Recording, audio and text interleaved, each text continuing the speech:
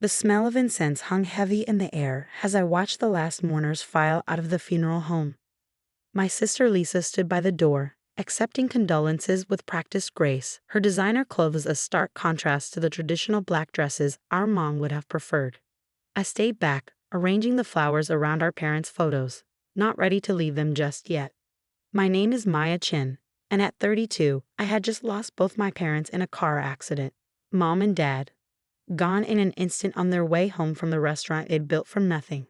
The Golden Dragon had been their dream, their legacy, the place where Lisa and I had grown up rolling dumplings and learning family recipes passed down through generations. Maya, Lisa's voice cut through my thoughts, sharp and businesslike. We need to talk. I turned to face my sister, noting how she'd already shed her mourning facade. At 35, Lisa had always been the successful one, MBA from an elite university, corporate career, perfect husband, perfect life. She'd left the restaurant behind years ago, while I had stayed, working alongside our parents, learning every aspect of the business they'd built. What is it? I asked, trying to keep my voice steady. She smiled, but it didn't reach her eyes. I've sold the restaurant. The words hit me like a physical blow. You what? Well, technically, I'm in the final stages of selling it, she said, examining her manicured nails.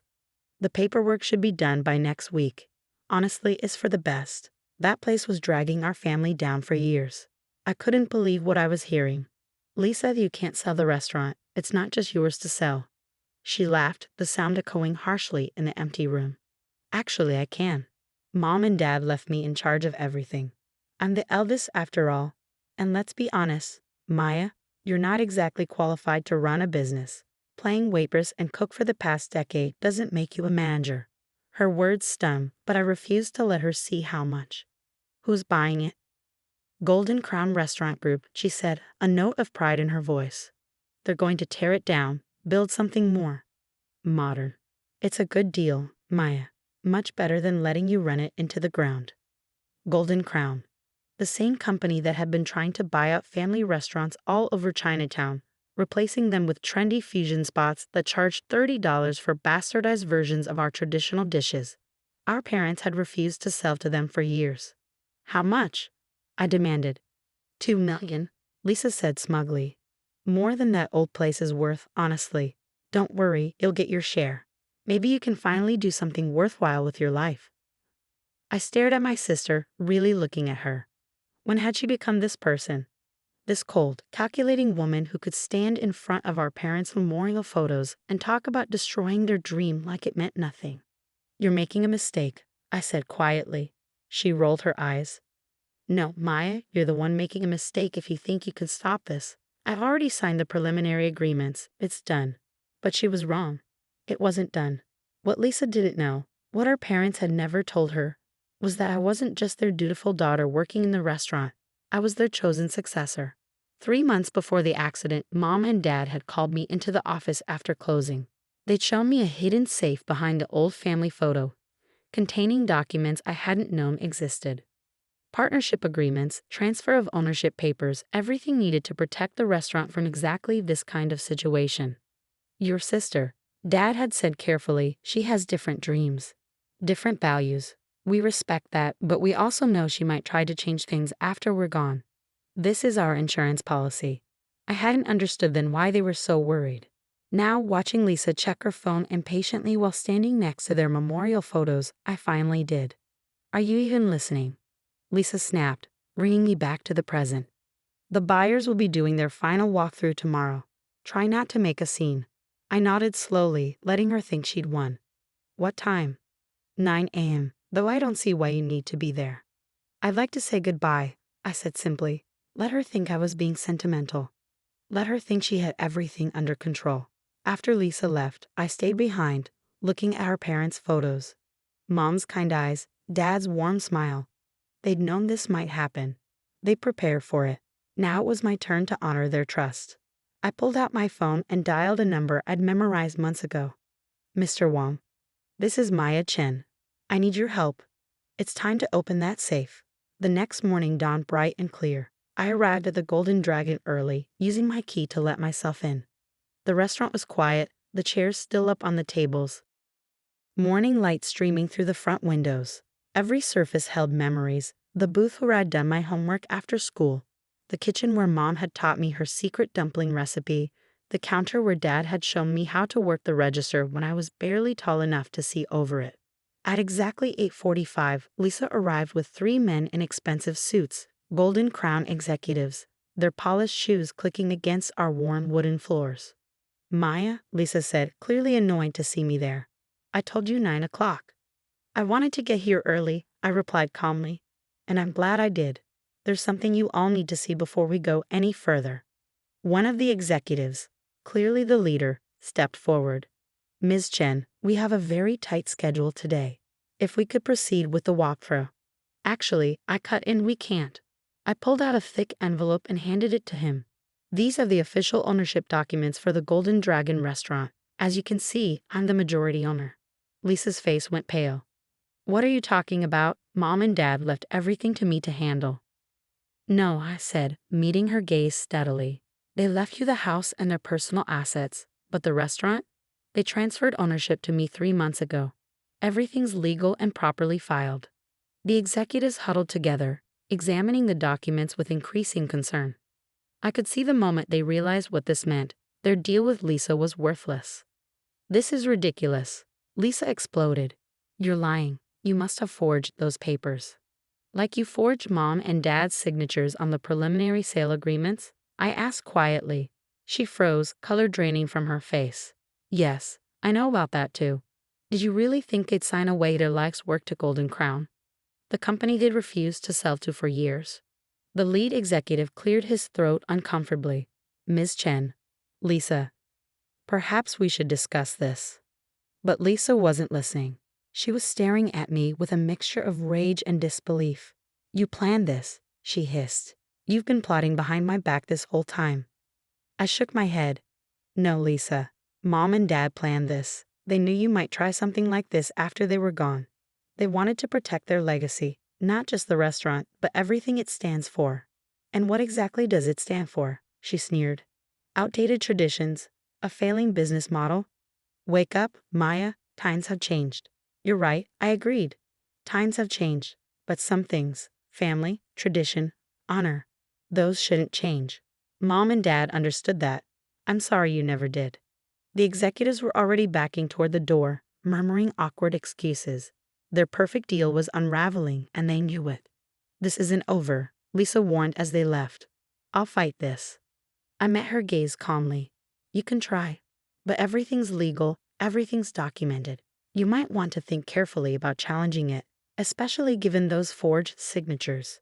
She glared at me for a long moment, then grabbed her designer purse and stormed out, the door slamming behind her.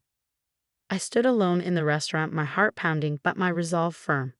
This was just the beginning. Lisa wouldn't give up easily, and there would be battles ahead. But for now, I had won the first round. The Golden Dragon was safe. I walked to the kitchen, running my hand along the worn counter where Mom and Dad had spent countless hours cooking, teaching, building their dream. Their legacy wasn't just in the ownership papers or the recipes. It was in every corner of this place, in every customer who'd become family, in every tradition we kept alive. "I'll protect it," I whispered to their memory. "I promise." My phone buzzed. The morning staff would be arriving soon. There was work to be done, a restaurant to run, a legacy to preserve. Lisa might have thought she could erase our parents' dream with a signature and a handshake, but she had underestimated both them and me. Sometimes the strongest foundations are the ones you can't see, built on love, trust, and careful planning. Mom and Dad had laid that foundation. Now it was my turn to build on it. The weeks following my confrontation with Lisa brought challenges I hadn't anticipated. Word spread quickly through Chinatown about the failed Golden Crown deal, and suddenly the Golden Dragon was at the center of unwanted attention. Lisa, as expected, didn't go quietly. She hired lawyers, expensive ones, to challenge the ownership transfer. Her main argument was that our parents hadn't been of sound mind when they signed the documents, that I had somehow manipulated them. "Your sister has filed an injunction," Mr. Wang told me one morning, spreading legal papers across our usual corner booth. The breakfast rush was over, and the restaurant had that peaceful lull before lunch. "She's trying to freeze all business operations until this is resolved." I stared at the documents, my coffee growing cold. Can she do that? He shook his head, a small smile playing at his lips. Your parents were very thorough, Maya. They had medical evaluations done the same day they signed the transfer papers. They knew Lisa might try something like this. They thought of everything, I said softly, remembering how Dad always said careful preparation was as important as the ingredients in any recipe. Almost everything, Mr. Wong corrected gently. They didn't anticipate passing so soon, which means you're facing challenges they hoped you'd have them around to help with. He was right. Running the restaurant had been one thing when I was working alongside my parents. Running it while fighting a legal battle with my sister and dealing with my grief was something else entirely. But I wasn't alone. The morning after the news broke about Lisa's lawsuit, I arrived at the restaurant to find Mrs. Zhang, our oldest customer, waiting at the door. My grandson, she said without preamble, he just graduated law school. Top of his class. He wants to help. Before I could respond, Mr. Liu from the grocery next door showed up. My nephew, he announced. He's an accountant. He'll look at your books, no charge. We take care of our own here. Throughout the day, more people came. Customers who'd become family over the years, offering help, support, and their own expertise. The community my parents had built was rallying around their legacy. Lisa, meanwhile, was growing increasingly frustrated. Her lawyer's attempts to find flaws in the ownership transfer were going nowhere. The medical evaluations, the properly filed paperwork, the witnesses, everything was ironclad. One evening, about a month into the legal battle, she showed up at the restaurant just before closing. She'd lost weight, and her designer outfit looked rumpled, unlike her usual polished appearance. We need to talk, she said, sliding into a booth. I finished wiping down the last table before joining her. About what? This has to stop, Maya, she said, her voice tired. Do you have any idea what this is doing to my reputation? My career? People are talking. And what are they saying? She looked away. That I tried to sell out our family's legacy. That I disrespected our parents' wishes. She paused, that I'm exactly what you said, someone who forgot what family means. I studied my sister's face, seeing for the first time how much this fight had cost her, not just financially, but personally. Why did you do it? I asked quietly. Why try to sell this place so quickly after they died? She was silent for a long moment, tracing patterns on the worn tabletop. I thought I was doing the right thing, she finally said. The restaurant, it always seemed like a weight holding our family back. Mom and Dad worked so hard, such long hours. You wanted what? I wanted to free us from it, she admitted, to modernize, move forward. I thought if I could sell it for a good price, give you your share, we could both have better lives. But that wasn't your choice to make, I said gently. This place isn't just a business, Lisa. It's everything Mom and Dad built, everything they believed in. They chose to work those long hours because this was their dream. And now it's yours, she said, a hint of bitterness in her voice. It could have been ours, I corrected. They would have wanted that. They still left you a share, you know. Just not controlling interest. She looked up sharply. What? I reached beneath the counter and pulled out another set of documents, ones I'd been holding onto since opening the safe. 20% ownership. They never wanted to cut you out completely. They just wanted to protect the restaurant's future. Lisa took the papers with trembling hands. Why didn't you show me these before? Because you weren't ready to see them, I said simply. You were too angry, too focused on destroying everything instead of understanding why it mattered. She read through the documents slowly, her eyes filling with tears. I really messed up, didn't I? Yes, I agreed. But it's not too late to fix it. The next few days were a whirlwind of activity. Lisa withdrew her lawsuit, fired her lawyers, and formally acknowledged my majority ownership of the Golden Dragon. But more importantly, she started showing up at the restaurant, not to fight, but to learn. Show me, she said one morning, rolling up the sleeves of her expensive blouse. Show me what you do here. So I did. I taught her how to make Mom's dumplings, showed her Dad's system for inventory, introduced her to the regular customers she'd never bothered to know. Slowly, I watched my sister rediscover the place she'd dismissed for so long. 6 months after our parents' funeral, we stood together in the restaurant's kitchen, preparing for the evening rush. Lisa had traded her corporate suits for comfortable clothes that could handle the heat and bustle of restaurant work. She wasn't there every day, she still had her other career. But she found a way to be part of what our parents had built. You know, she said, expertly folding dumplings like Mom had taught us years ago. I get it now. Why they chose you for this. You didn't just learn the recipes and the business. You understood what it meant to them. I nodded, chest tight with emotion. They wanted someone who would preserve not just the restaurant, but its heart. And you have, she said softly. They would be proud of you, Maya. Of both of us, maybe. That evening, as the restaurant filled with familiar faces and the sounds of laughter and conversation, I looked around at what our parents had created. The Golden Dragon wasn't just surviving. It was thriving, carrying forward the legacy of family, tradition, and love they built it on. Lisa caught my eye from across the room, where she was chatting with Mrs. Zhang.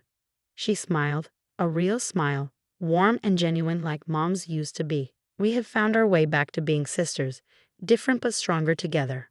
Your parents are smiling down on this, Mrs. Zhang told me later, patting my hand. They knew what they were doing when they chose you. Both of you, she added, nodding toward Lisa. She was right. Mom and Dad had seen what we could be, not just individual daughters pursuing separate paths, but sisters carrying forward their dream together. It had taken loss, conflict, and nearly losing everything to help us see it too. The restaurant was more than just a business or a building.